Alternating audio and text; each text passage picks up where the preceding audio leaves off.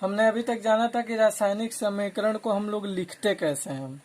आज हम देखेंगे कि रासायनिक समीकरण को हम लोग छोटा कैसे करते हैं, संक्षिप्त कैसे करते हैं। जैसे अगर हमको मान लीजिए लिखना हो कि हाइड्रोजन और ऑक्सीजन मिल करके क्या बनाते हैं, जल बनाते हैं, तो अगर हमको लिखना पड़ेगा हाइड्रोजन प्लस ऑक्सीजन मिलकर के क्या बना रहा है, जल, ऐसे लिखना पड़ेगा। लेकिन अगर हम इसको और छोटा करना चाहें तो क्या तरीका हमारे पास, यही तरीका है कि हाइड्रोजन को हम जो अक्षर होता है जिससे हम प्रदर्शित करते हैं हाइड्रोजन को, वो लिख दें H2, यहाँ लिख दें O2 और मिला करके क्या बन गया, जल बन गया। तो ये हमारा क्या होगा, एक बेसिक तरीका रहेगा और जिससे ये चीजें क्या हो जाएंगी, हमारी संक्षिप्त हो जाएंगी। तो हम क्या करेंगे, देखिए ये समीकरण छोटा इसलिए किया जाता है क्योंकि बार बार हमको हाइड्रोजन, ऑक्सीजन, जल इतना लिखना ना जरा सा मुश्किल तो नहीं होगा, टाइम बर्बाद करेगा हमारा बहुत ज्यादा। तो हम क्या करेंगे, अब रासायनिक समीकरण को अब हम सीखेंगे संतुलित करना। मुख्य चीज यही है हमारा फर्स्ट चैप्टर में, मुख्य क्या है हमारा कि रासायनिक समीकरण को हम लोग संतुलित कैसे करते हैं। तो क्या करेंगे, देखिए सबसे पहला क्या चीज हमको देखना है, रासायनिक समीकरण में क्या चीजें होती हैं, दो चीज होती हैं। एक तो होता है हमारा लेफ्ट हैंड साइड और एक होता है हमारा राइट हैंड साइड। तो दोनों साइडों में देखना क्या होता है कि कोई भी एक तत्व है, मान लीजिए हमने ले लिया यही वाला हमने लिया है, ठीक है, या हमने कोई और ले लिया CaO में, अगर हम H2O में मिलाते हैं इसको जल में तो ये क्या देता है, CaOH का होल ट्वाइस। ऑक्सीजन इधर कितना है, 1, इधर कितना है 2, इधर ऑक्सीजन देखो कितना है, O का इस 2 में गुणा करेंगे कितना होगा 2, यानी दोनों तरफ ऑक्सीजन कितने हैं, बराबर है, बैलेंस है ये। कैल्शियम इधर कितना है 1, इधर कैल्शियम कितना है 1, हाइड्रोजन इधर कितने हैं 2 और इधर कितने हाइड्रोजन है 2, ठीक है। तो हम क्या करेंगे, रासायनिक समीकरणों को संतुलित करने के लिए एक विधि होती है हमारी, हिट एंड ट्रायल विधि, हिट एंड ट्रायल विधि। यही वाली विधि हम जो है ना अपनाएंगे समीकरण को संतुलित करने के लिए, लेकिन बुक से जरा सा हट के हम बताएंगे। तो देखिए समीकरण को संतुलित करने के लिए दोनों ओर क्या होनी चाहिए, परमाणुओं की संख्या हमेशा क्या होगी, समान होगी, तभी समीकरण क्या कहलाएगा, संतुलित है। पहला दूसरा हम क्या करेंगे कि सबसे पहला काम धातु को देखेंगे संख्या को, फिर अधातुओं को देखेंगे, उसके बाद हम क्या देखेंगे, ऑक्सीजन, उसके बाद हम क्या देखेंगे, हाइड्रोजन। यानी कि सबसे पहले हम धातु को बराबर करेंगे, फिर अधातु को बराबर करेंगे, फिर ऑक्सीजन को बराबर करेंगे और फिर हाइड्रोजन को बराबर करेंगे, ठीक है। अब देखिए रही बात धातु और अधातु पहचानने की, तो जैसे जैसे समीकरण आता जाएगा हम बताते जाएंगे इसमें कौन सी धातुएं हैं और कौन सी क्या है, अधातुएं हैं, ठीक है। और हम एक एग्जाम्पल ले लेते हैं इसमें कोई सा भी, मान लीजिए हमने लिया Mg और हमने क्या लिया O2, तो हमारा क्या बना MgO। अब ये देखिए इसमें कि क्या ये हमारा जो समीकरण है संतुलित है कि नहीं है। तो देखिए इधर हमारा Mg का कितना परमाणु है, 1 है, इधर ऑक्सीजन के कितने परमाणु हैं, 2 हैं, और इधर Mg के कितने हैं, 1 है, यानी Mg का क्या है, बराबर तो है, सही है। और O2 का देखो इधर कितने हैं, 2 और इधर कितना है, 1। एक चीज और ध्यान दीजिए, इधर जरा इसको हम लोग अलग सीखते हैं। कहीं भी अगर ऐसा लिखा है CaOH का होल ट्वाइस, ऐसे लिखा है, तो ये जो 2 है ना, ये जो ब्रैकेट में बंद है इनके साथ में होगा, ये भी ध्यान दीजिए। ये जो 2 है इस O के साथ में भी है, 2 जो है H के साथ में भी, इस Ca के साथ में नहीं है। लेकिन अगर कहीं ऐसा लिखा होता 2NaOH, अब इसमें कौन से तत्व हैं, सोडियम है, ऑक्सीजन है, हाइड्रोजन, तो ये जो 2 होगा ना इस पूरे के साथ में होगा, यानी कि 2Na होगा, 2O होगा, 2H होगा, ये भी जरा ध्यान दीजिएगा। और अगर हम कहीं पर ऐसे लिखते हैं कि Na2SO4, ठीक है, अगर ऐसा हम लिखते हैं तो इसके लिए हम क्या करेंगे, यहाँ पर क्या होगा, देखिए ये Na के साथ में कितनी चीजें हैं, 2 हैं, 2 Na है, लेकिन SO4 में एक चीज और ध्यान दीजिए कि ये जो 4 है ये केवल O के साथ में है, S के साथ में नहीं है। तो यहाँ पर केवल O कितने होंगे, 4, सल्फर कितना होगा 1 और सोडियम कितने होंगे 2, यानी सोडियम के कितने परमाणु 2, सल्फर के कितने परमाणु 1 और ऑक्सीजन के कितने परमाणु हमारे हो जाएंगे 4। ये एक मतलब देखने का तरीका होता है, ऐसा नहीं होता है कि इस 2 को हम सबके साथ में इसमें ले लेंगे, लेकिन इस दो को हम इस सबके साथ में नहीं लेंगे, सबका अलग अलग तरीका है। इस दो को हम केवल ओ और एच के साथ में लेंगे। लेकिन एक चीज जरूर ध्यान रखना कि जो यहाँ पर अंक है, इस अंक को तो हम सबके साथ में भी लेंगे, ठीक है। तो ये हमारा क्या हो गया, Mg हो गया, O2 होगा, Mg हो गया। सबसे पहले हम क्या देखें, हमने नियम बताया था कि सबसे पहले हम क्या देखेंगे, धातु देखेंगे। तो Mg जो हमारे है ना मैग्नीशियम, वो क्या होता है, धातु है। जो मैग्नीशियम है वो क्या है, हमारी धातु है। तो मैग्नीशियम को सबसे पहले हम बैलेंस करेंगे। देखिए तो मैग्नीशियम इधर कितना है, 1, मैग्नीशियम इधर कितना है, 1, सोचना ही नहीं है, छोड़िए। अब धातु हो गई। अब हम किसको देखेंगे, अधातु को। इसमें ऑक्सीजन क्या है, अधातु है। तो हम ऑक्सीजन को इधर देखें कितना है, 2, यही तो गिनेंगे। ऑक्सीजन के कितने हैं, 2, इधर ऑक्सीजन के कितने हैं, 1। तो हम इसको 2 करने के लिए एक चीज और ध्यान दीजिएगा, 2 करने के लिए हम यहाँ पर 2 नहीं लिख सकते। हम अपने पास से जो भी अंक लिखेंगे वो सबके सामने यहाँ पर लिखेंगे 2, ठीक है। अब ऑक्सीजन कितने हो गए, 2। और एक चीज और ध्यान दीजिएगा, जब भी हम कोई अंक लिखेंगे फिर शुरू से एक बार आ जाएंगे, यानी धातुएं देखेंगे। अब धातुएं कितने हो गए, इधर Mg कितना है, 1। अब इधर Mg कितने हो गए, 2, यानी इधर Mg को अब बराबर करेंगे। यहाँ पर हम क्या लिख देंगे, 2। अब फिर देखते हैं Mg कितना है, 2, यानी धातु हम देख लिए कितना हो गई, 2। ऑक्सीजन कितना है इधर, 2, इधर ऑक्सीजन कितना है, 2, यानी ये वाला क्या है, हमारा बैलेंस्ड है, ठीक है ना, संतुलित है। हम ऐसे ही और एग्जाम्पल ले लेते हैं, ठीक है।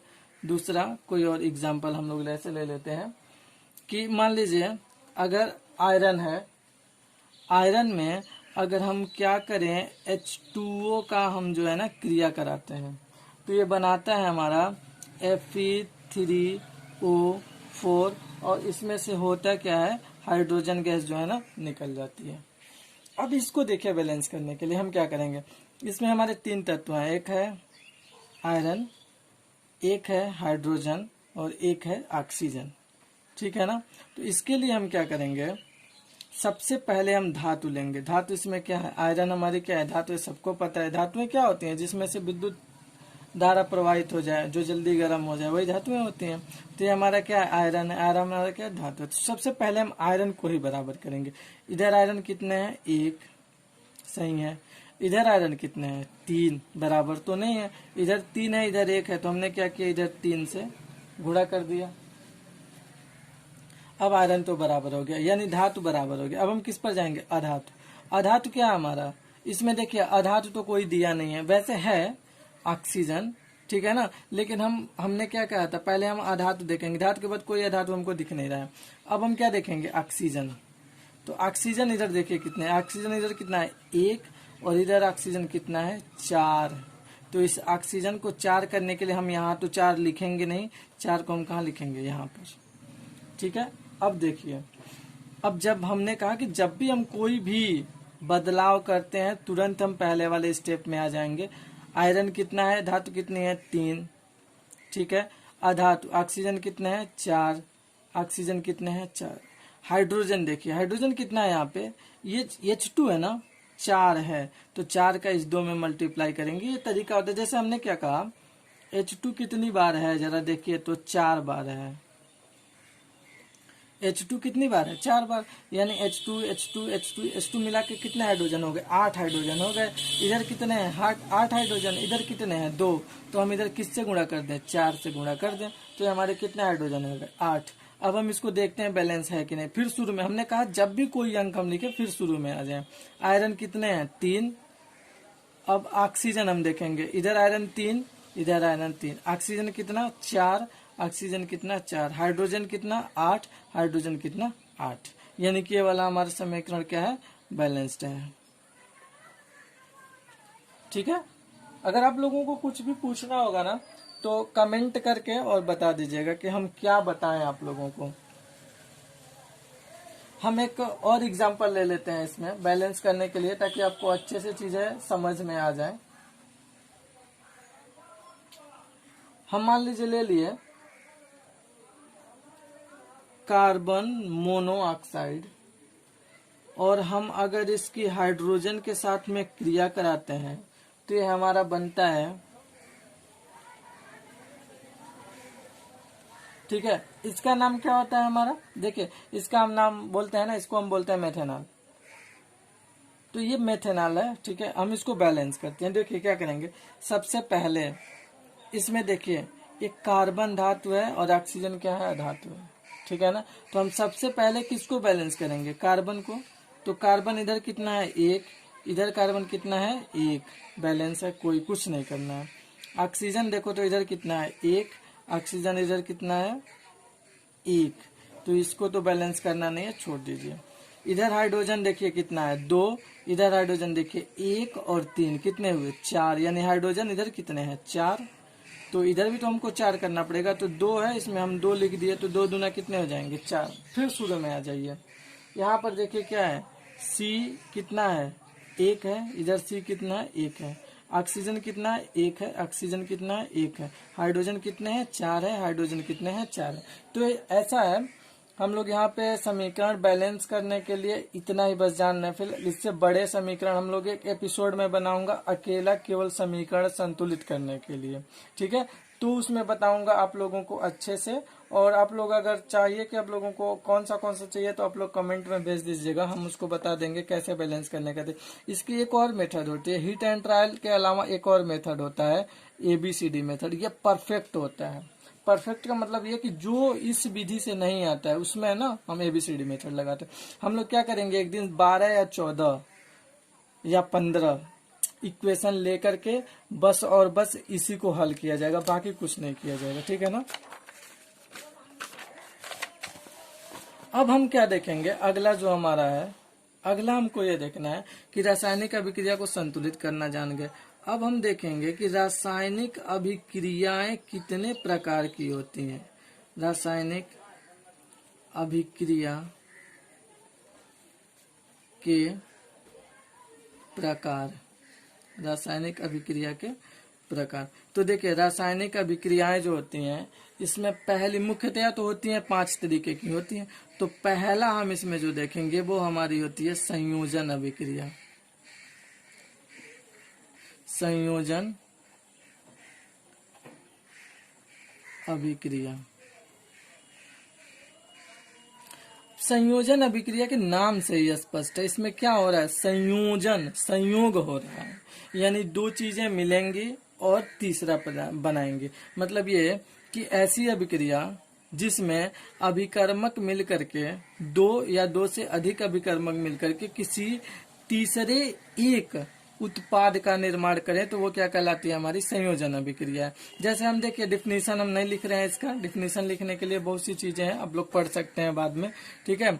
हम बस इसको समझाते चलते हैं। कार्बन को हमने लिया ऑक्सीजन के साथ में, ये हमारा क्या बनाया, कार्बन डाइऑक्साइड। तो कार्बन हमारा क्या है, सॉलिड है, ठीक है ना।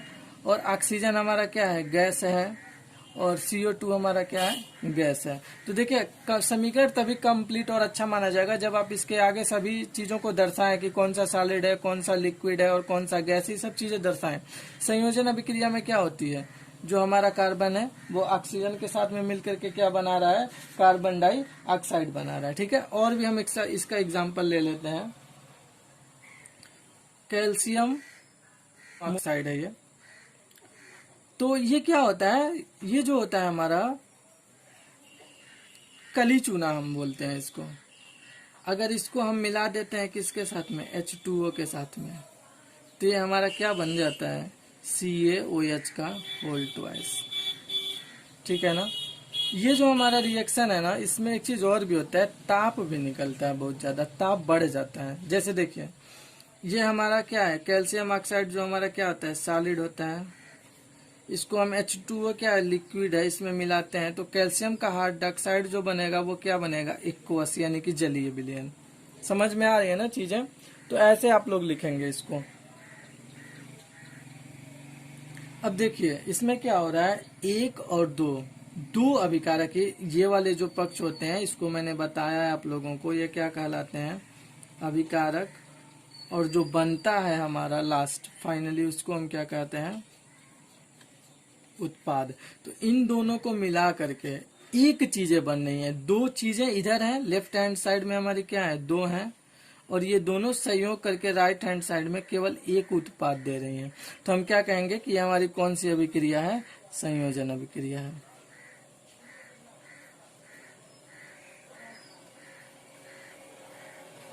संयोजन अभिक्रिया है।